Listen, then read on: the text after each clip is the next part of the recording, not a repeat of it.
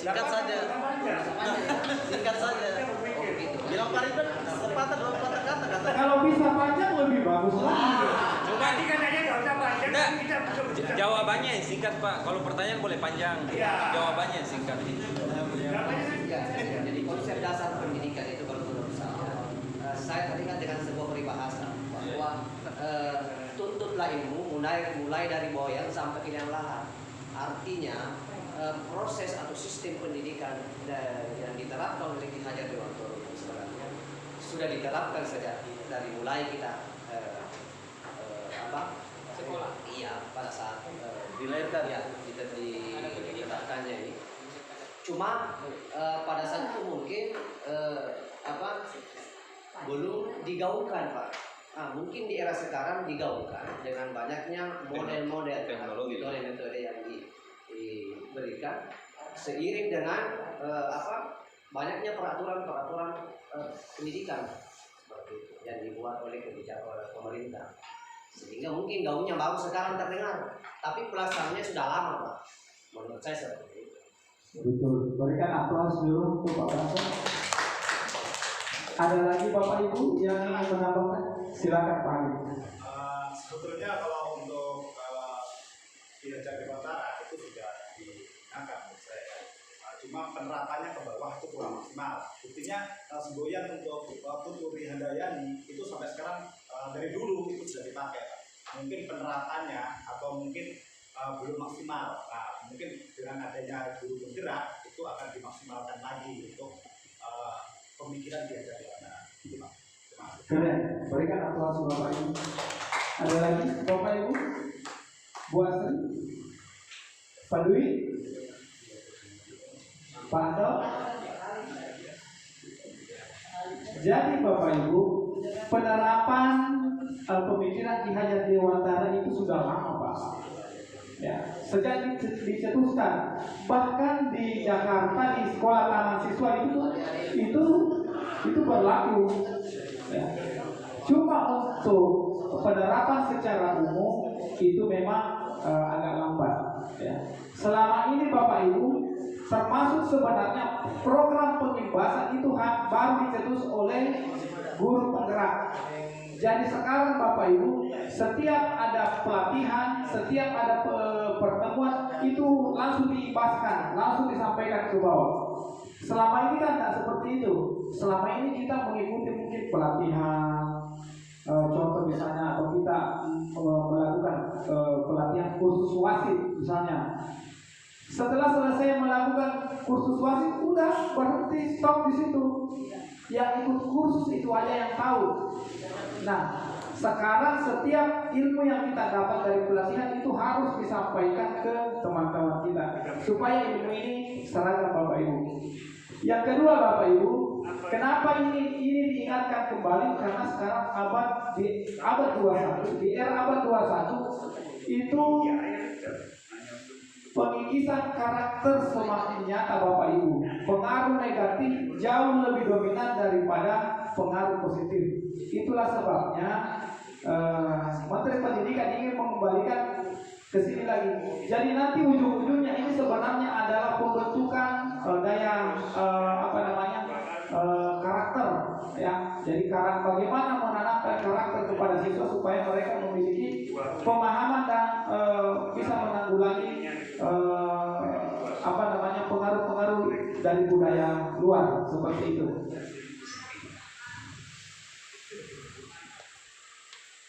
Nah ini Bapak Ibu ya. Jadi tujuan pendidikan itu menuntun segala kodrat yang ada pada anak agar mereka dapat mencapai keselamatan dan kebahagiaan yang setinggi-tingginya, baik sebagai manusia maupun sebagai anggota masyarakat. Anak-anak itu seperti biji tumbuhan yang disemai dan ditanam oleh Pak Tani. Jadi guru itu Bapak Ibu seperti petani, seperti pedagang, seperti petani.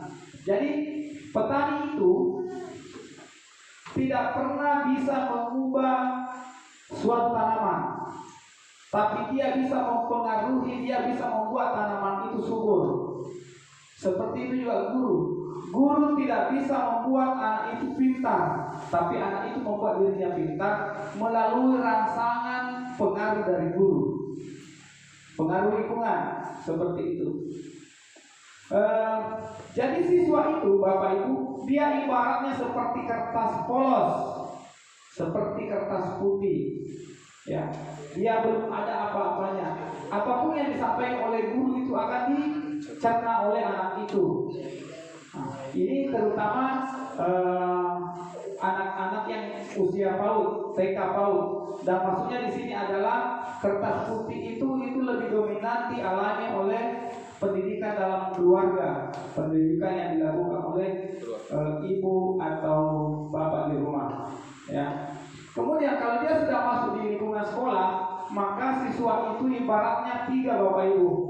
Kertas putih, kertas yang buram, sama kertas yang sudah ada catatan tetapi dia lebih dipengaruhi oleh pengaruh luar. Disinilah peranan seorang guru untuk menuntut supaya kertas yang buram tadi itu diberikan ilmu yang semua positif. Karena ibaratnya begini,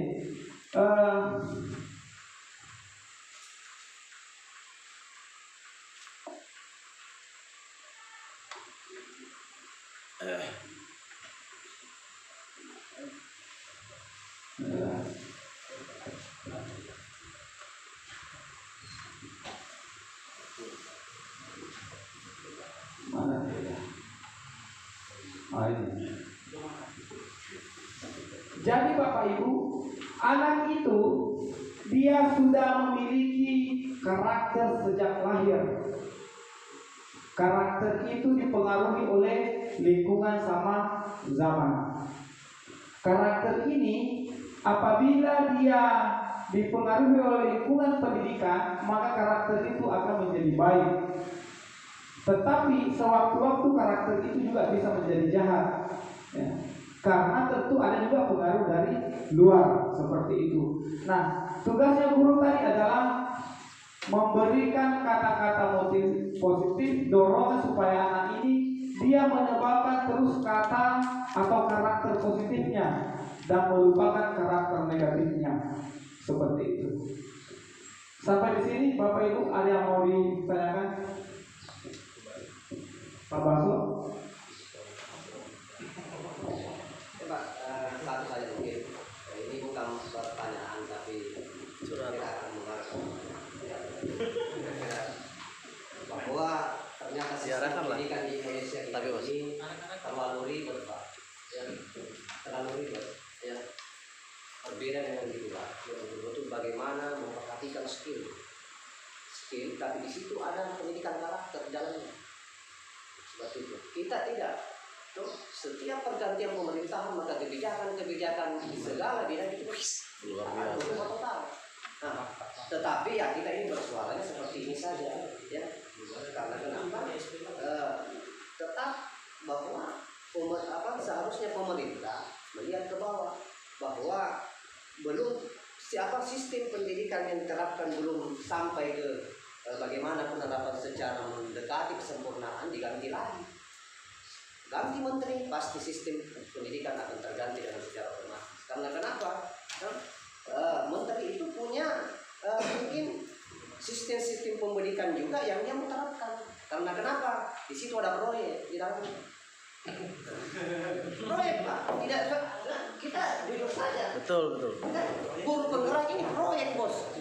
Ya, guru penggerak ini proyek, ada anggaran di dalamnya, tetapi ini proyek yang bernilai positif. Ya, bagaimana memajukan sistem pendidikan Indonesia secara layak. Kan seperti itu mungkin, Pak. Artinya ganti pemimpin, ganti kebijakan, Pak, ya? Begitu, tetapi program untuk guru penggerak ini, Pak, dan sekolah penggerak itu perlu diapresiasi. Maksud saya, ketika itu program ini berjalan dengan bagus, ya seharusnya nanti pada saat misalnya ganti pemerintahan, program ini seharusnya harus berlanjut. Tapi apakah ini program ini akan terus berlanjut? Kita tanda tanya besar, ya kan? Seperti itu. Kalau di luar sana seperti itu, ya betul bagaimana mengasah sehingga bagaimana kita dikuasai dari luar karena skillnya memang bagus. Ya kita di sini bicara di mana? Seperti itu. tetapi skill yang tidak terbangun dengan baik. Ya, saya kira seperti itu Pak. Ini bukan pertanyaan. Baik, Pak Maso, sangat bagus. Bu Desi, ada mau disampaikan? Pak Untung? Jadi Bapak Ibu, terlepas dari masalah politik, tujuan dari program Kemendikbud ini adalah bagaimana seorang siswa itu, seorang guru dan siswa itu memiliki daya reflektif.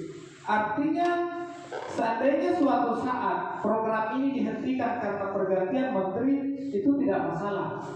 Tetapi kita sudah mempunyai karakter daya tahan untuk bisa menyeleksi setiap program yang ada. Seperti itu.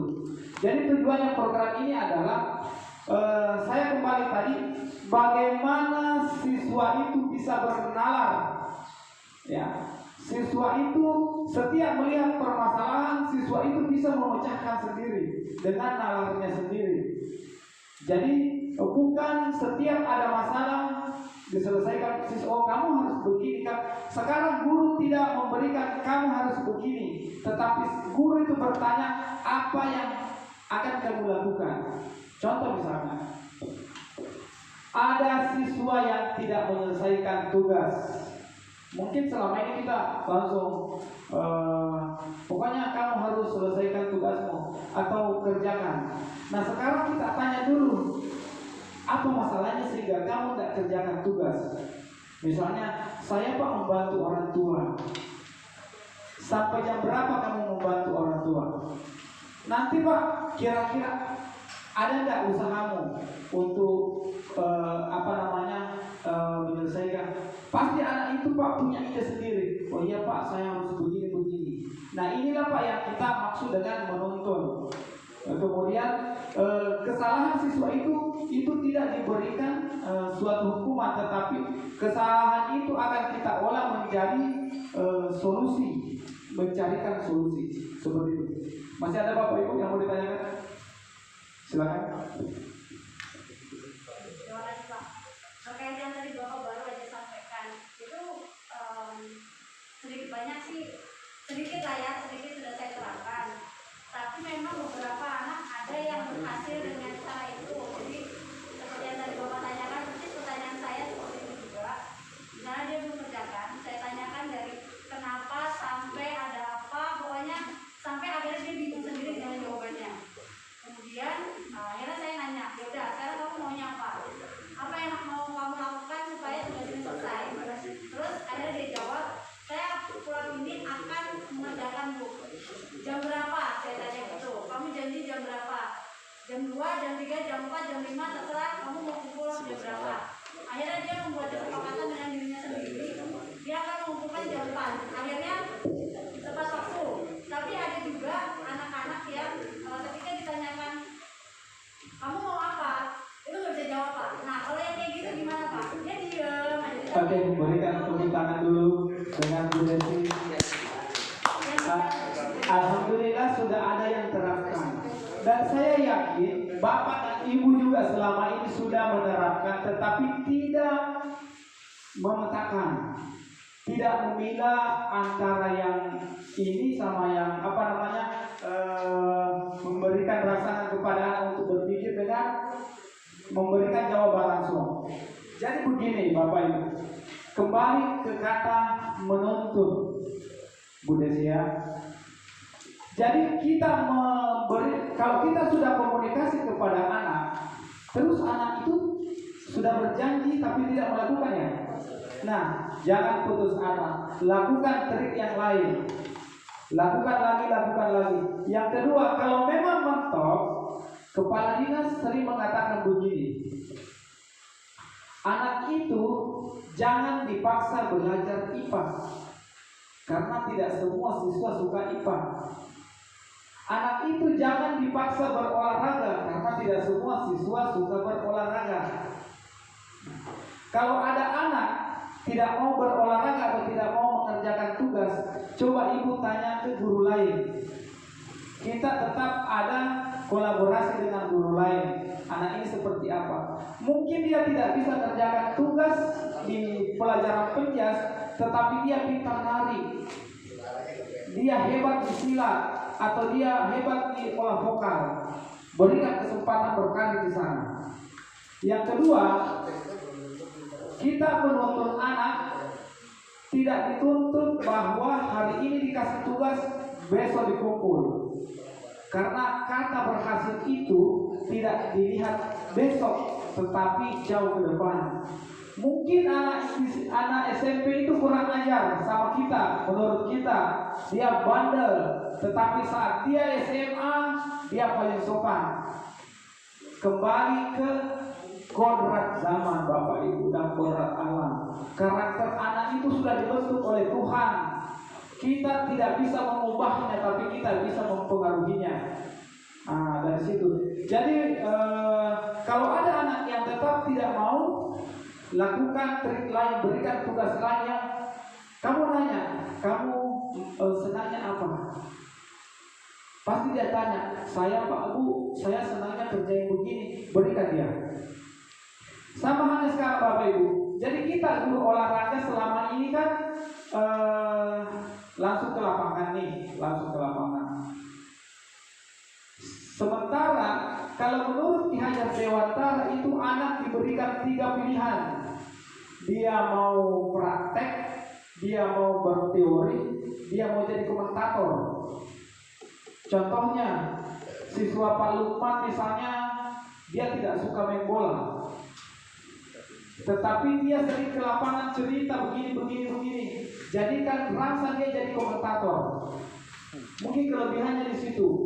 Terus ada anak memang pintar main bola, berikan dia rangsangan untuk bermain terus. Yang kedua yang tidak bisa, putarkan video pembelajaran.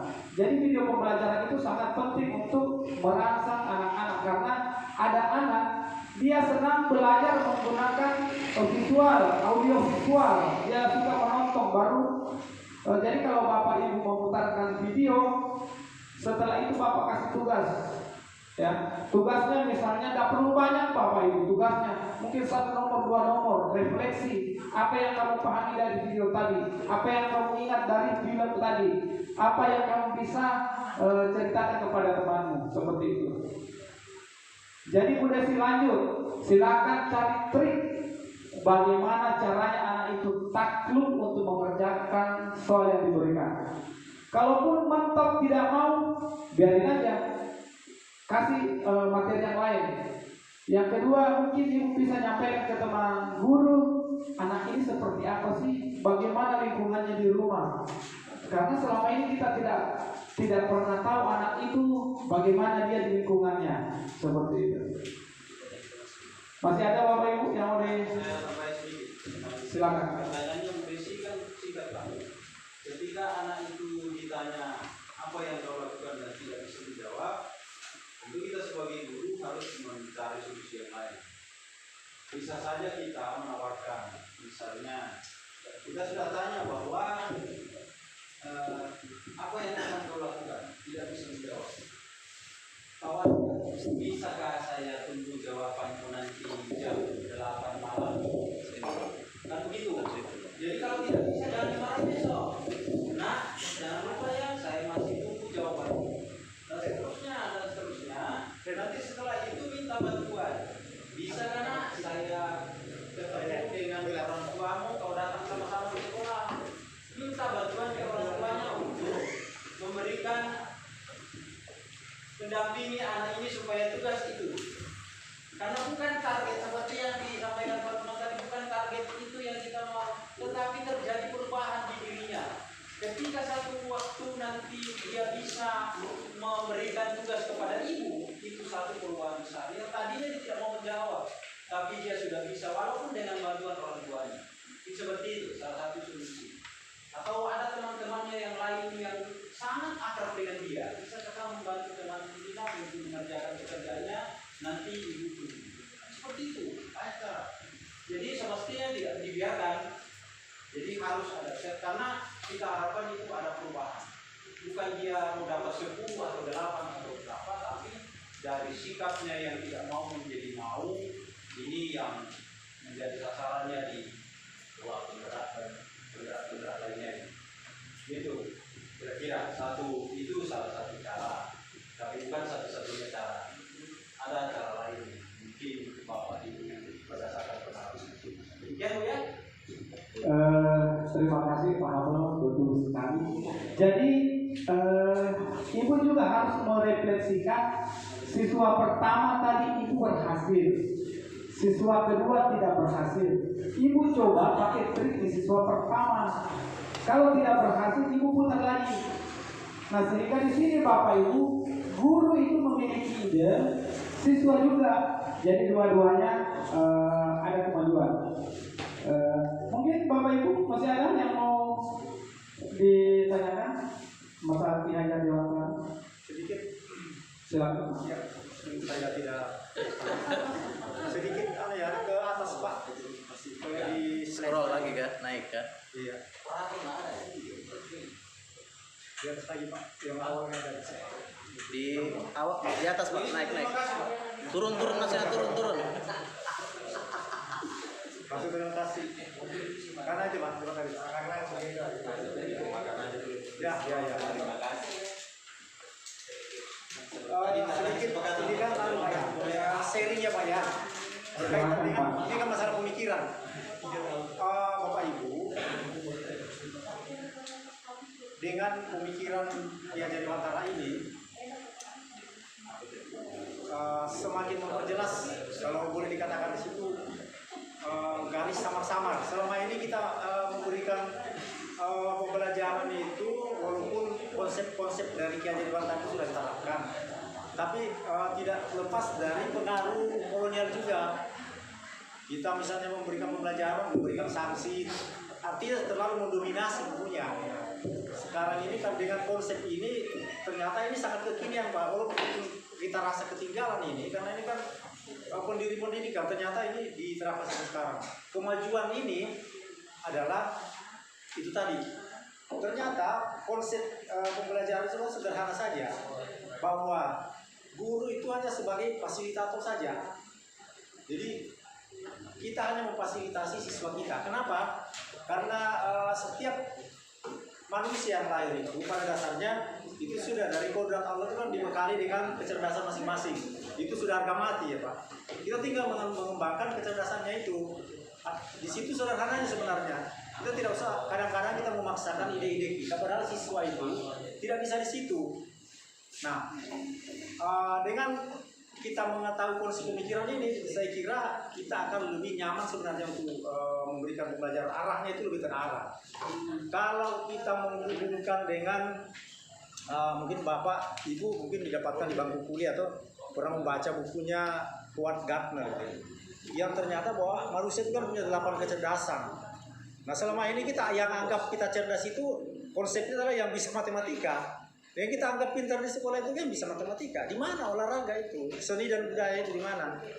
Padahal ternyata setiap siswa itu kecerdasannya berbeda-beda. Nah, salahnya kita memaksakan kecerdasan itu, sehingga kita tidak pernah memberikan reward atau penghargaan kepada siswa yang punya kecerdasan yang lain. Padahal tidak ada yang bisa menjamin bahwa kecerdasannya mungkin hanya bisa olahraga, dia lebih sejahtera nanti. Padahal selama ini dia ranking matematika, kita uji saja di siapa dia lebih sejahtera nanti. Jadi kembali kepada itu tadi, sebaiknya memang harus guru itu memfasilitasi saja, mengarahkan saja. Kalau anak-anak itu kecerdasannya di sini, artinya bahwa setiap kecerdasan, tidak ada yang bodoh siswa di sekolah, itu Pak ya. Semua punya kelebihan, tinggal kita arahkan saja. Nah, tapi selama ini kita tidak punya keberanian, karena kita juga dipengaruhi oleh konsep yang lama bahwa kalau yang pintar itu matematika saja. Kita kadang-kadang olahraga itu, ya. Saya sedikit anak siswa saya Pak, pernah waktu rapat pernikahan kelas yang namanya siapa ya, Nur Haida kayaknya, itu dulu ribet pada saat pembahasan itu. Dia tidak dinaikkan kelas karena nilainya rendah di IPA sama matematika dan bahasa Inggris. Kan itu yang mau di sekolah Pak. Saya bertahan, saya bilang ini andalan saya main voli ini. Sampai Bu Yales hari itu bisa dijamin Pak, saya jamin dia bilang begitu. Karena kalau tidak dinaikkan Pak, salah pasti dia keluar. Berarti kita membatasi masa depannya. Saya bilang itu tadi kembali kepada konsep ini Pak, bahwa sejalan dengan betul-betul pemikiran sekarang bahwa kecerdasan itu harus dihargai. Karena ternyata kecerdasan itu berbeda-beda, tinggal kita guru ini, kita bimbing siswanya kemana dia. Jadi konsep ini Pak sangat bagus ya.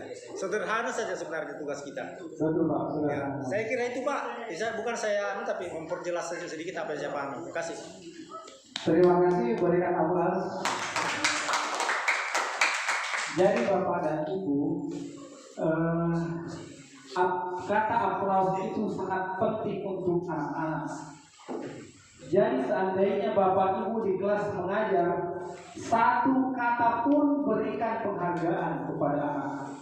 Jadi kata reward di sini bukan lagi berupa hadiah atau duit, tapi dia diberikan reward berupa tepuk tangan, kata motivasi.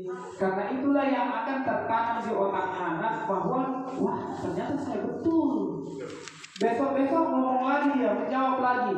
Itulah yang rangsangan-rangsangan yang harus selalu dilakukan kepada siswa kita. Kemudian betul apa yang disampaikan tadi oleh Pak Astri, bahwa kita ini tidak tahu anak itu nanti ke depannya siapa yang duluan sukses, kita nggak tahu. Siapa yang akan cerdas nantinya, siapa yang akan jadi bupati, siapa yang akan jadi dewan, siapa yang akan jadi lurah, jadi guru. Mungkin siswa kita di SD, SMP misalnya, menurut kita tidak masuk akal. Dulu dia paling bandel, paling malas, paling tidak mengerti, tapi kok dia jadi bupati? Karena kembali Bapak Ibu ke karakter anak itu sudah ditanamkan oleh Allah sejak kecil. Tinggal kita pertebal yang positif saja. Seperti itu. Termasuk masa depannya anak itu menentukan masa depannya sendiri. Seperti itu. Masih ada Bapak Ibu yang ingin jadi hari ini kita dialog aja Bapak Ibu. Untuk tugas, karena ini sebenarnya Bapak Ibu ada game-game dan lain sebagainya. Sesuai kesepakatan saya hanya menawarkan kalau Bapak Ibu semua, karena program ini Bapak Ibu wajib ya, wajib. Kenapa wajib? Karena sebenarnya pembebasan ini untuk persiapan tahun depan. Tahun depan itu PPU dikasih jatah Bapak Ibu untuk mengikuti lagi seleksi guru penggerak. Tujuannya apa? Karena kita akan menjadi ibu kota negara Bapak Ibu. Bagaimana menyiapkan guru-guru dulu untuk persiapan menjadi guru-guru hebat pada saat kita menjadi ibu kota negara. Alangkah katanya jeleknya, bukan jelek ya, terlambatnya informasi ini kalau misalnya kita sudah ibu kota negara tetapi di dunia pendidikan masih jauh ketinggalan. Nah itu jadi kemudian Bapak Ibu, saya setelah membuat penjelasan seperti ini, saya juga dituntut untuk membuat laporan. Jadi laporan itu sudah ada, kita kirim ke panitia dinas pendidikan. Kemudian Bapak dan Ibu juga nanti, misalnya nih saya tidak mengikuti, sewaktu-waktu juga diminta apa alasan kok tidak mengikuti, apakah tidak ada penyampaian dari dari NGMP atau bagaimana. Berita baiknya Bapak Ibu, karena sebenarnya pengimbasan itu dilakukan di sekolah masing-masing dulu, setelah itu boleh ke komunitas ya. Nah, tapi kalau Bapak Ibu mau cepat menangkap peluang ini, maka silakan Bapak Ibu membuat kesepakatan, mungkin lewat pengawasan pantauan dari Pak Habel.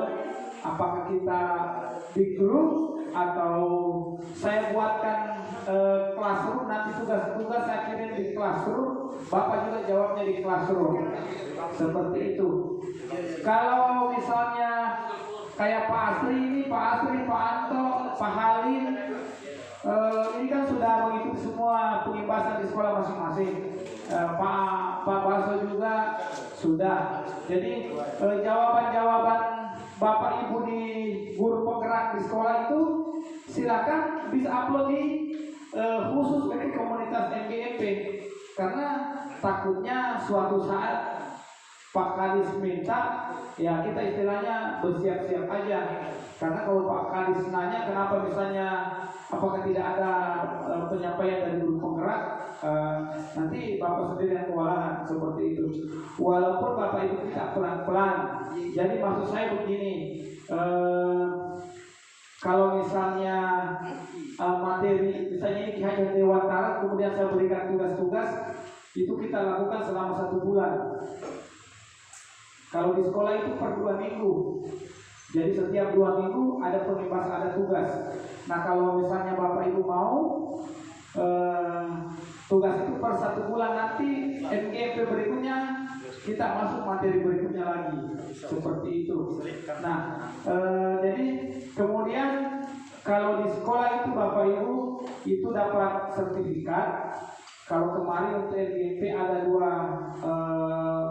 alternatif, sertifikat MGMP, semua materinya materi CGP, guru penggerak, atau kalau memang semuanya komitmen mau, kami bisa usulkan untuk dibuatkan juga dari Dinas Pendidikan untuk sertifikat seperti itu, dengan syarat banyak yang mengikuti seperti itu. Untuk sementara mungkin sampai di sini Bapak Ibu. Sebelum kami tutup, mungkin ada yang masih perlu dikomunikasikan. Ya Pak, ini Pak terkait dengan tugas-tugas tadi, mungkin supaya kita kan tahu teman-teman kita ya, bukan tanpa merendahkan teman-teman. Kadang-kadang kesulitan Pak kalau dikasih tugas tertulis. Mungkin kalau di Google Form itu lebih nyaman. Silakan buat Pak, nanti dibagikan dia seperti apa konsepnya, nanti kita kerjakan. Karena tentunya kita ini simbiosis sebetulnya kerjasama saling menguntungkan Pak. Jadi saya mendukung itu. Nanti di Google Form belum lalu teman-teman ya. Gitu Pak. Mungkin yang lain ada masukan Bapak Ibu. Jadi begini Bapak Ibu, Ki Hajar pengimbasan Ki Hajar Dewantara ini tidak ada, kita masih kembali ke zaman dulu kalau kita tidak langsung praktek Bapak Ibu. Jadi kita langsung terapkan di sekolah. Ujung-ujungnya nanti pengimbasan ini Bapak Ibu, itu Bapak Ibu hanya membuat dokumentasi saja berupa foto atau video. Oh saya sudah melakukan begini. Seperti itu. Artinya pelan-pelan kita mengubah cara mengajar kita. Seperti itu. Mungkin Pak Habib ada penyampaian. Saya hanya berpesan dari Pak Asri tadi. Mungkin seperti yang saya sampaikan di awal tadi, teman-teman saya mohon mendukung kegiatan Pak Ridwan ini, karena ini kepentingannya bukan hanya Pak Ridwan tetapi kita juga. Kita sedikit banyaknya mendapat ilmu hari ini. Ketika kita mengajar, kita perlu membuat kesepakatan dulu dengan anak-anak kita, dan ketika ada anak-anak kita yang melanggar, jangan diberikan hukuman yang sifatnya tidak mendidik, tapi ya harus bisa merubah anak tersebut dari yang tidak bisa menjadi bisa, yang tidak mau menjadi mau. Ya saya dukung Pak Ketua tadi lewat Google Form saja, karena kalau disuruh menulis saya pikir itu sudah malas. Jadi kalau ketik mungkin bisa. Jadi kita bikin kesepakatan saja Pak Ridwan bahwa kita akan menyelesaikan 1 bulan ini. Jadi materi pertemuan berikutnya itu sudah materi ya. Saya akan dengan sedikit refleksi sebelum kita masuk ke materi baru, merefleksi dulu apa yang sudah kita kerjakan. Tetap saya akan selipkan di agenda Pak programnya kita ini. Bisa pasti agenda lain, nanti saya tetap akan masukkan. Tapi nanti disampaikan ke saya Pak, misalnya materinya apa. Kasih Pak. Kita jadikan aja agenda inti ini, nanti kalau ada yang lain mengikut. Ya, oke. Materinya juga kita sesuaikan dengan. Kemudian barangkali permintaannya tadi Pak Habel untuk apa itu? Kalau saya ini Pak yang buat. Ya. Oh ya. Diam saja Pak, dibikin kata kalimatnya. Kalau ini kan dibikinkan aja, atau kan nanti saya. Jadi bisa dipilih itu jadi setiap bulan. Oke. Ya. Oke Pak, dia konsep saja. Masih ada Bapak Ibu? Kalau tidak ada, saya akhiri. Terima kasih atas kesempatan yang diberikan. Terima kasih. Assalamualaikum warahmatullahi wabarakatuh.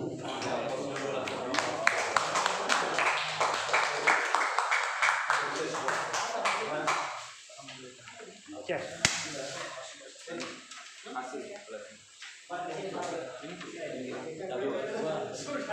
Kita sebagai guru olahraga itu sudah jadi guru semua. Ya. Kita gerakan Betul.